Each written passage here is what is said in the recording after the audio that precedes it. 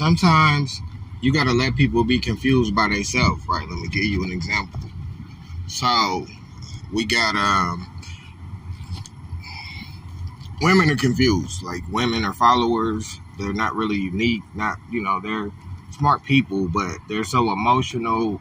They're easy. It's easier for them to fall victim of group think, and society and corporations uses the hack of women's emotion and susceptibility to group think to almost hypnotize them to do things that actually go against their nature. Like, so the first thing is, since most teachers are women, they perpetuate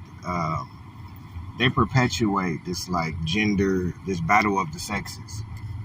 And as they're perpetuating the battle of the sexes, they're teaching boys and girls to compete with each other. That's why they don't segregate the boys and the girls, even though they know that boys learn better. You put boys at a disadvantage by not segregating genders. You put boys at a disadvantage. Now, okay, so they teach girls that they can do anything boys can do and that they're better than boys. Society creates this gender battle of the sexes. Girls rule, boys drool. Sugar and spice, everything nice. Boys are made of snogs, snails, dog snails, and puppy dog tails. That's what I'm talking about. That's what I mean. That this gender war is something that was started and perpetuated specifically by teachers, because 70% of the teachers that our children deal with are ladies. Then they go from competing with boys as far as biology, and then after that, after they done competing with boys, trying to do better than them, then they get older and compete against men for jobs.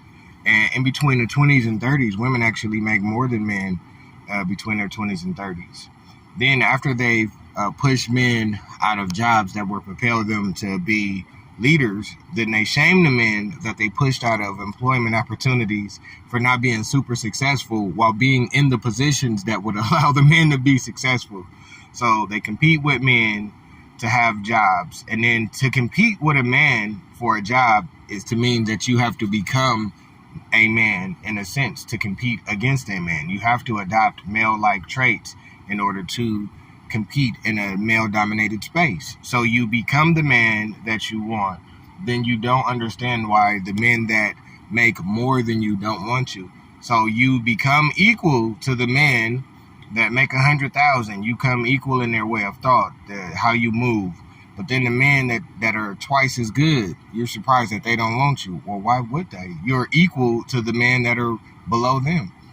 If you're equal to $100,000 man, that's exact. See, that when you get what you want, you don't realize it. When you want equality and you get it, when a man looks at you equally as other men, like other men, then you think that's a good thing. But he's going, nah, she's just like a dude. That ain't what I want. I want a woman that respects order. It's nothing. That doesn't mean we're not cool with y'all. Doesn't mean we don't think y'all dope people. But how we look at you in life is not how we look at people, and how we look at a person we want to be with ain't the same. And not even close. That's why it's like we be trying to give y'all game. We be trying to tell y'all what's up, but y'all just don't listen.